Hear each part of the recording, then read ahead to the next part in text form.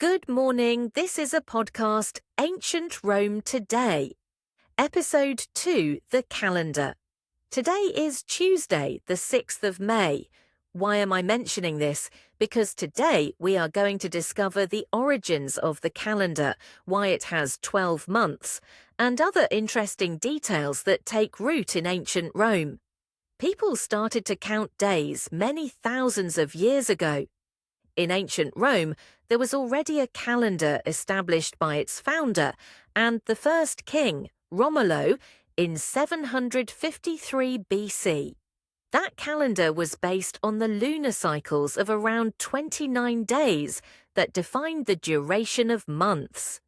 According to the Julian calendar, the year contained 365 days. Caesar also introduced the leap year by adding a day to the last month of the year every 4 years. Shortly after, the month Quintilis was renamed Julius, July, to honor Julius Caesar. A few years later, in 8 BC, the month Sextilis was renamed Augustus, August, in honor of the Emperor Augustus. The Julian calendar remained in use even after the fall of the Roman Empire. As for the days of the week, the Romans didn't initially count them. However, in the 1st century BC, they adopted the 7-day week. The origins of the names are associated with the sun and planets because the astrologers of the time thought that the celestial bodies ruled the world one by one. The distinction between the months was established by the calends, the edis, and the nones. Calends signified the new month's start when a new moon appeared in the night sky. Edis indicated the full moon. Nones stood for the intermediate period between the calends and the ides. At that time, the calendar contained only 10 months, with a total duration of 304 days, followed by the winter period of around 61 days. There was no agricultural activity in the fields, since it was rather cold and foggy. The next year started in March. The lunar calendar established by Romolo had some inaccuracies because it didn't fully coincide with the solar cycle, which had a great impact on the agricultural planning. That way, in 713 BC, the second king of Rome, Numa Pompilius, modified that calendar by adding 2 months to it, January and February. Overall, the year was made up of 355 days, 10 days less than the solar year, though.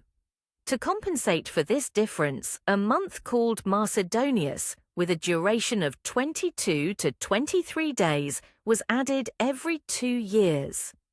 At that time, each month already had an exclusive name, Martius, March, in honor of Mars, the god of war. Aprilis, April, in honor of Venus. The origin of the name Aprilis is still a matter of debate, but the main theories focus on the meaning of the Latin word apria, which means to open, and the association with the goddess Aphrodite. Maius, May, in honor of Maia, goddess of vegetation. Junius, June, in honor of Juno, goddess of prosperity. Quintilis, July, 5th month of the year. Sextilis, August, 6th month of the year. September, 7th month of the year. October, 8th month of the year. November, the 9th month of the year. December, 10th month of the year. Januarius, January, derives from the name of the Roman god Janus, which was depicted with 2 faces, one facing the past and another facing the future.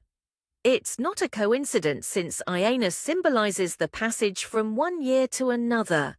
Februarius, February, takes its name from februa, the purification rituals performed by the Romans.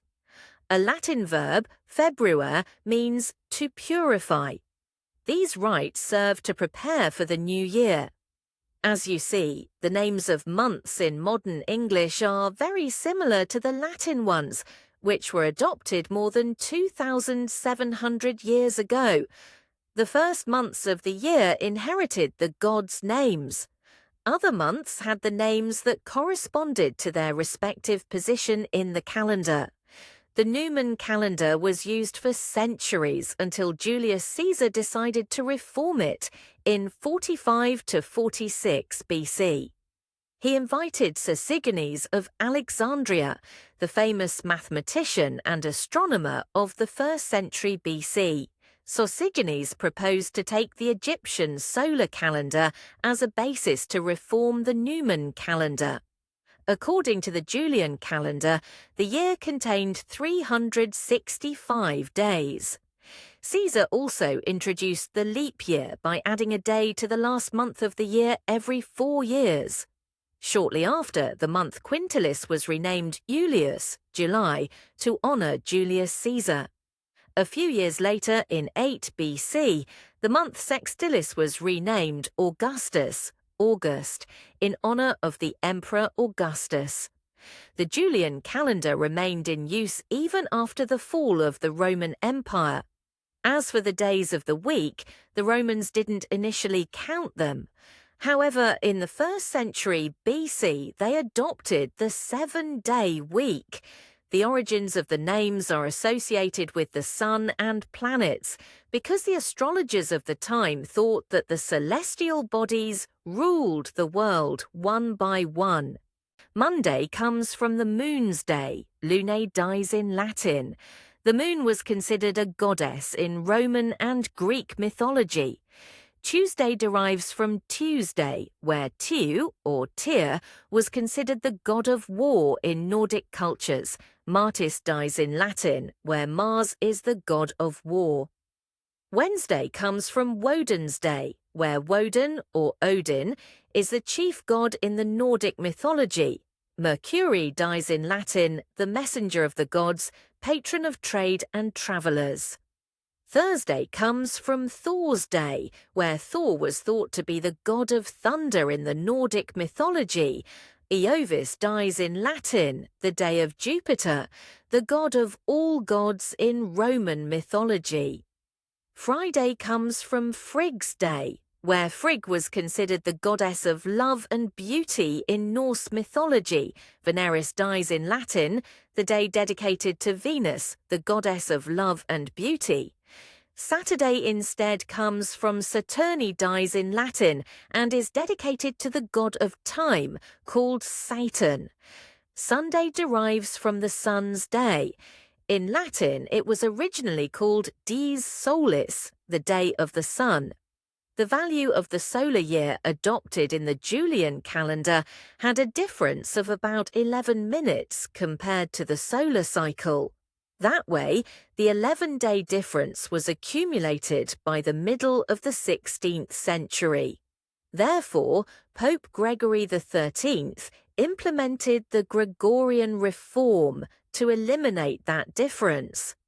Just after October 4th, there came October 15th in 1582. In fact, the Gregorian calendar is very similar to the Julian one, but it uses Christ's birth date as the starting point. Meanwhile, the Julian calendar considers the day of the foundation of Rome as the starting point. Once the Gregorian calendar was introduced, many Catholic countries like Spain, Portugal, Italy, etc. adopted it immediately. Germany and the Netherlands adopted it only in 1700, England in 1752, and China in 1912.